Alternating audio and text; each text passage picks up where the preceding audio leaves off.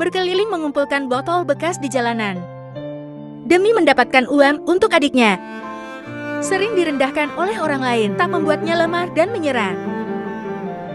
Kalau mau ambil sana, terkadang hanya demi sebuah kalan bekas, nyawa bisa jadi taruhannya, menjual pada pengepul yang biasa membeli barang rongsokannya. Sepertinya hari ini, Dini berhasil mengumpulkan dan dapatkan uang yang banyak. Melihat uang yang dia dapat sangat banyak, Dini pun ucapkan terima kasih pada bosnya. Terima kasih bos.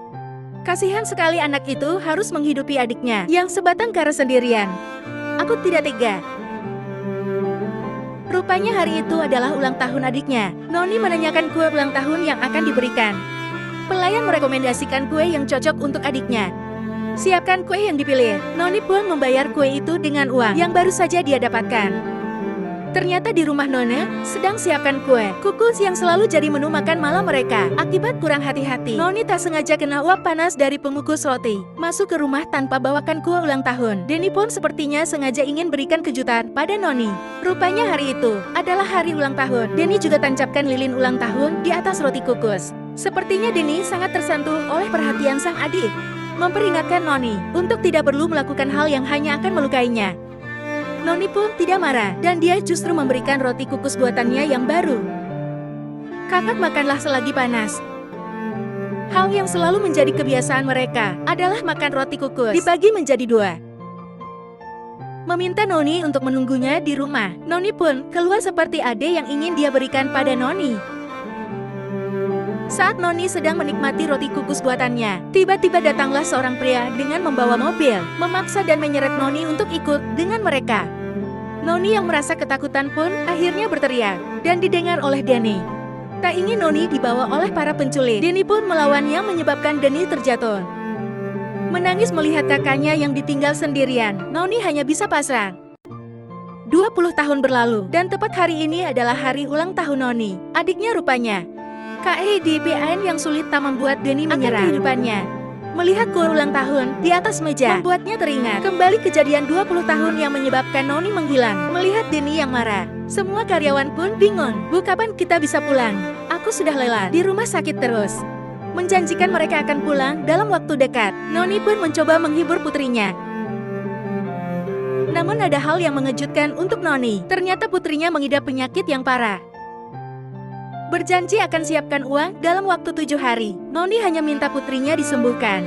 Ternyata hidup Noni tak seberuntung kehidupan ini. Setelah kecelakaan yang membuat suaminya menjadi lumpuh, total makan Nanilah yang mencari nafkah untuk keluarganya. Memiliki suami yang senang, perhatian, dan menyayanginya. Sepertinya ini adalah salah satu anugerah yang Tuhan berikan untuknya meski tubuhnya memiliki kekurangan. Namun dia masih mau bekerja untuk membantu Noni mencari uang. Terharu dengan perjuangan suaminya, Noni pun tak bisa menahan air matanya. Tiba-tiba datang sebuah mobil yang berhenti di depan kedai Noni. Ternyata pria itu adalah saudara yang datang menemui mereka dari kampung. Benar saja, dia adalah adik angkat Noni yang tinggal di kampung. Mengetahui kondisi keponakan yang sedang sakit, ternyata adik angkat Noni diam-diam datang bersama kedua orang tua angkat Noni. Ibu, ayah, apa yang kalian lakukan di sini? Bukankah aku sudah memberitahumu untuk tidak memberitahu ibu dan ayah? Sengaja datang ke kota menemui Noni. Mereka datang membawa uang untuk membantunya. Ayah dan ibu Noni menjual sebagian kebun di kampung untuk biaya pengobatan cucunya. Begitu banyak yang menyayangi Nona dan keluarganya, sehingga para kerabat yang dekat dengan dia pun semua membantu.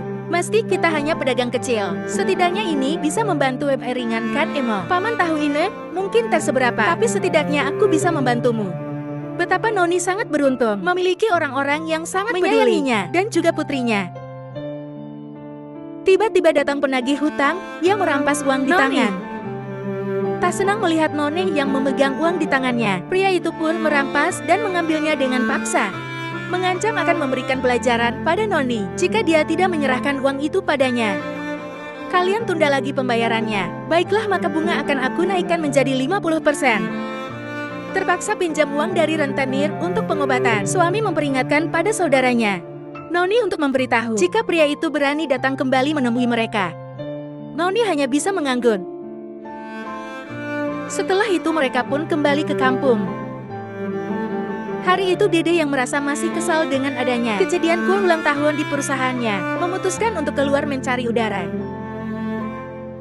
Melihat kedai roti kukus tak jauh dari posisinya, Denny pun tertarik ingin membelinya. Perintahkan sekretaris untuk membeli. Denny hanya bisa menunggunya di mobil. "Nona, aku ingin membeli roti kukusmu. Berapa harganya?" "Harganya 5.000. Tunggu sebentar." Melihat Noni yang sedang sibuk, sekretaris Denny berinisiatif untuk mengambil sendiri dan letakkan uangnya di meja. Belum sempat ucapkan terima kasih, tiba-tiba Noni mendapat kabar dari rumah sakit jika putrinya harus segera dioperasi.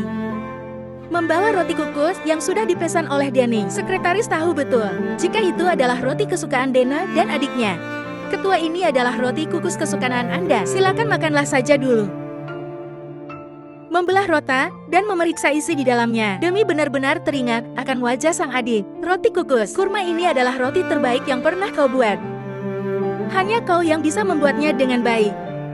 Berencana untuk menjual roti kukus itu jika saat dewasa nanti. Denny pun meyakinkan jika itu adalah roti kukus buatan. Noni kembali menemui penjual roti yang ada di bawah perusahaan milik Denny. Sepertinya mereka terlambat akibat Noni sudah lebih dulu pergi ke rumah sakit menemui putrinya. Tahu kondisi keuangan Noni yang masih kurang, para dokter dan perawat di rumah sakit membantu dengan menggalangkan DNA untuk putrinya. Tiba-tiba datanglah penagih hutang bersama anak buahnya, mengganggu Noni dan keluarganya. Terkejut melihat penagih hutang datang, Noni hanya bisa melawannya. Bahkan dokter yang mengenal Noni pun meminta mereka untuk tak membuat kegaduhan di dalam rumah sakit. Penagih hutang yang tak terima dirinya diatur oleh dokter itu pun dengan spontan memukul sang dokter hingga terjatuh di lantai. Bahkan dia tak segan menendang kursi roda milik suami Noni. Meminta Noni untuk membayarkan hutang miliknya hari itu juga. Dan mengancam akan memberi pelajaran untuk keluarganya jika mereka berani menantang penagih hutang itu. Suami Noni yang tak memiliki kekuatan apapun hanya bisa pasrah melihat keluarganya diseret. Sementara itu, Denny yang sudah mengetahui jika Noni pergi ke rumah sakit segera datang mencarinya ke sana. Denny yang melihat Noni diseret oleh para penagih itu pun spontan ikut mengejarnya. Memberitahu Denny jika sekretaris menemukan kamar tempat anak Noni dirawat. Denny pun ikut menemui mereka. Mengetahui jika kamar itu sudah kosong, Denny pun menanyakan keberadaan Noni pada sekretarisnya. Tiba-tiba Denny mendapat telepon jika keluarganya sedang mengadakan pesta untuknya. Menanyakan kapan Denny akan datang. Ternyata Denny baru saja diundang ke acara Tuan Likin. Tegaskan tidak bisa hadir. Siapa sangka ternyata keluarga Noni dibawa oleh penagih hutang itu ke acara tersebut. "Apa yang kau lakukan dengan ini?" "Tenang Tuan, aku bawakan hiburan untuk memeriahkan pestamu." Perintahkan pengawal untuk menindas suami Noni. Dia pun tak bisa melakukan apa-apa. Hanya bisa pasrah dan menerima perlakuan mereka. Terlihat Noni sangat terluka. Siapa sangka ternyata Denny akhirnya datang ke acara itu. Semua orang yang melihat Denny tiba dan menghentikan permainan mereka. Gua hanya bisa terdiam. Rupanya Denny memeriksa CCTV rumah sakit dan melihat anak buah yang menyeret Noni beserta keluarganya keluar dari rumah sakit. Terlihat wajah Denny yang sangat marah dan tak suka dengan tindakan mereka. Mencoba jelaskan jika mereka sedang ingin memberi penjara pada orang-orang yang sudah mengabaikan hutang pada Tuan. Likin Noni yang tak terima pun membantah ucapan pria itu. "Jelas-jelas kau sengaja membawa kami ke sini untuk kau jadikan bahan tertawaan kalian putri." Noni yang tak terima jika pria penagih sudah menyakiti ayah dan juga ibunya, tiba-tiba menggigit tangan si penagih. Kesal dan marah karena sudah membuat tangannya berdarah, penagih itu pun ingin memberinya hukuman. Dengan sigap Noni melindungi sang putri dan membuat dirinya justru yang terluka. Dane yang sejak tadi menahan emosi akibat yang mereka lakukan pada Noni dan keluarganya sudah tak bisa tinggal diam. Memukul dan menghajar penagih itu. Sepertinya Tuan Likin tak bisa diam saja. Likin yang sudah sangat yakin jika Noni adalah adik kandungnya pun menemuinya dan menjelaskan yang sebenarnya. Sontak, semua orang yang di dalam gedung dan mendengar pernyataan membuat semuanya terkejut. Tidak percaya apa yang sudah mereka lakukan pada Noni. Sepertinya kali ini mereka akan mendapat masalah besar. Memastikan jika putrinya baik-baik saja dan diminta para ajudan untuk membawa putri Noni ke rumah sakit secepatnya. Mulai hari ini dan seterusnya, perusahaanku melarang keras bekerja sama dengan perusahaan. Minta pengawal untuk menyeret mereka keluar dari gedung miliknya. Sepertinya hari itu juga perusahaan Likin dinyatakan bangkrut. Meyakinkan Noni jika semuanya akan baik-baik saja. Noni sangat senang bisa bertemu dengan kakaknya kembali. Mulai hari ini, kakak janji tidak akan pernah membiarkanmu sendiri lagi. Kakak akan melindungimu selamanya. Benar-benar seperti mimpi. Akhirnya Noni bisa bertemu kembali dengan kakaknya. Setelah menjalani operasi, akhirnya putri Noni dibawa ke ruang perawatan dan menunggu sampai dia sadar dari tidurnya. Denny yang sangat bahagia, hanya bisa mengucap syukur dan terima kasih pada sang dokter. Ucapkan salam pada keponakan yang sangat dia cintai. Terlihat putri Noni sangat bangga memiliki paman sebaik Denny. Beberapa hari lagi putrimu berulang tahun bukan? Noni hanya bisa mengangguk. Hadiah apa yang kamu inginkan untuk ulang tahunmu? Berjanji akan penuhi apapun yang keponakannya inginkan. Meminta Noni untuk mengundang seluruh keluarga angkatnya. Hanya itu yang saat ini bisa Denny lakukan untuk membalas semua kebaikan yang sudah diberikan. Keluarga angkat Noni, kakak jangan pernah merasa bersalah. Aku berhutang budi pada mereka. Semut melihat kebaikan hati Denny. Noni sangat bangga padanya. Nanan sayang, ingat kau harus cepat sembuh. Iya paman. Pulang dulu. Melihat Denny yang belum juga datang, Nani pun segera menghubungi Denny. Kakak aku di mana? Aku masih bekerja. Aku sudah siapkan pesta ulang tahun untuk keponakanku tercinta. Kalian rayakanlah saja dulu, nanti aku menyusul. Terima kasih banyak kak. Terima kasih sudah bersedia hadir di pesta ulang tahun untuk hari ini. Kakak meminta kita untuk masuk dan menikmati saja dulu pestanya. Merasa tidak pantas untuk ikut merayakan ulang tahun di gedung yang mewah, dingin mahal. Para kerabat manis tidak berani untuk ikut masuk di tempat lain. Anak dari bawahan Denny yang juga akan merayakan ulang tahun untuk putranya sedang bersiap-siap untuk menyambut kedatangan keluarganya. Ayah mertua, kenapa kalian terlambat sekali datangnya?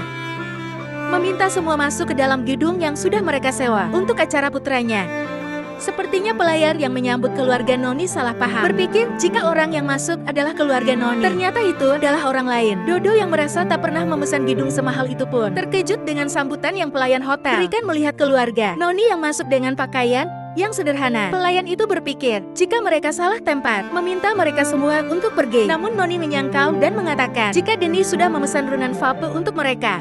Merasa ada yang salah, pelayan itu hanya bisa menyuruh mereka masuk sendiri. Tak berkata apa-apa, Nona dan keluarganya pun masuk. Sementara di tempat yang sama, keluarga Dodo yang tak percaya jika itu adalah ruangan yang mereka sewa pun terkejut. Merasa tak pernah mengenal keluarga Noni. Dodo dan keluarganya pun sontak bingung dan saling bertanya, "Hai kalian, apa yang kalian lakukan di ruangan ini? Lihatlah penampilan kumuh kalian.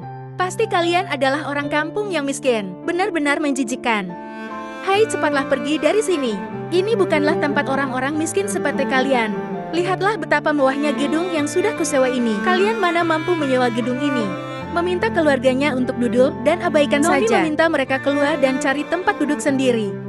Jika ingin tetap bersikeras di dalam ruangan ini, bukankah kau bilang tempat ini dipesan oleh kakak untukmu dan putri kita?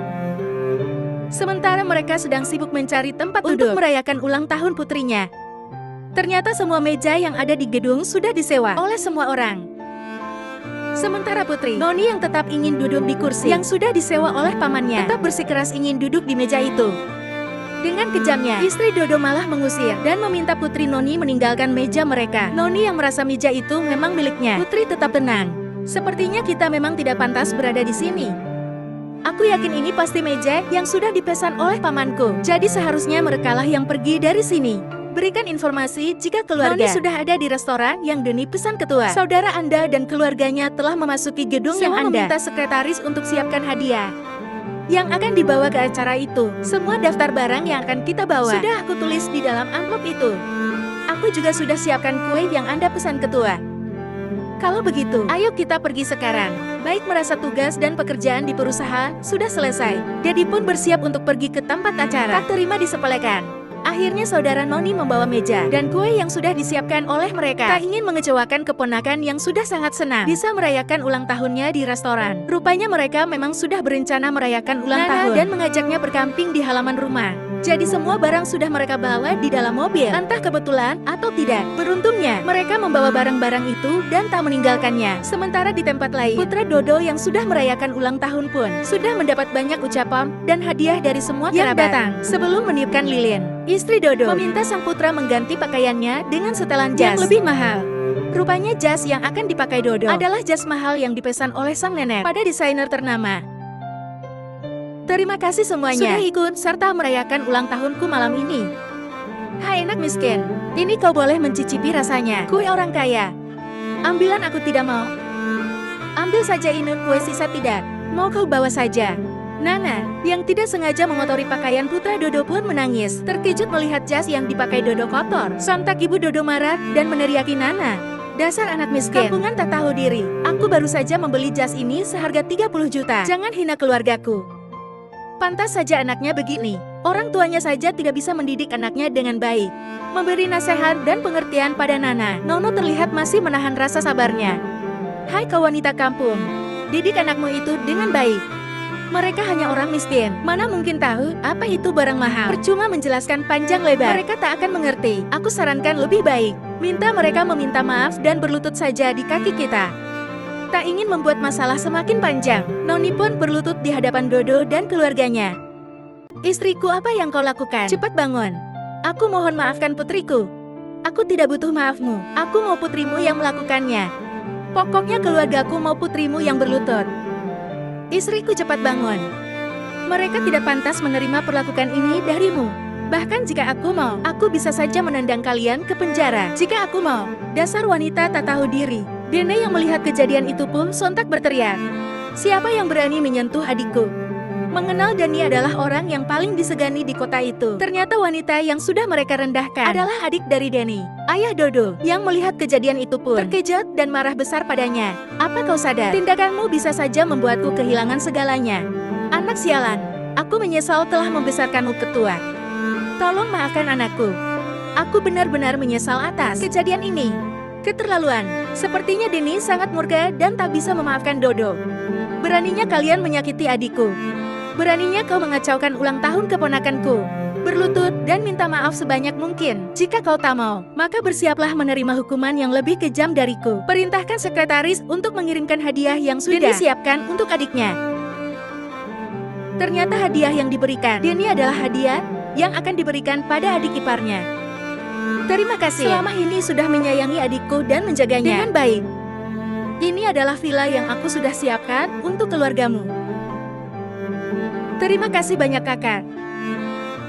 Dan masih banyak lagi hadiah yang pantas kau dan keluargamu terima. Berikut adalah beberapa hadiah yang sudah kami siapkan untuk seluruh kerabat dan keluargamu. Sebagai ungkapan terima kasih kami karena sudah menjaga Nona dengan baik. Ambil sepasang cincin bermata biru untuk diberikan pada Noni. Sebagai ungkapan penyesalan tak bisa hadir pada saat pernikahan Nona dan suaminya. Aku juga sudah menyiapkan ini untukmu kakak. Kau tak perlu menyalahkan dirimu. Hanya ini kesalahan yang bisa kutebus untukmu. Noni yang sangat tersentuh oleh tindakan Demi pun tak dapat menolak pemberiannya. Memiliki kakak dan suami yang menyayanginya. Noni benar-benar wanita yang sangat beruntung. Pasangkan cincin di jari masing-masing. Akhirnya mereka hidup bahagia.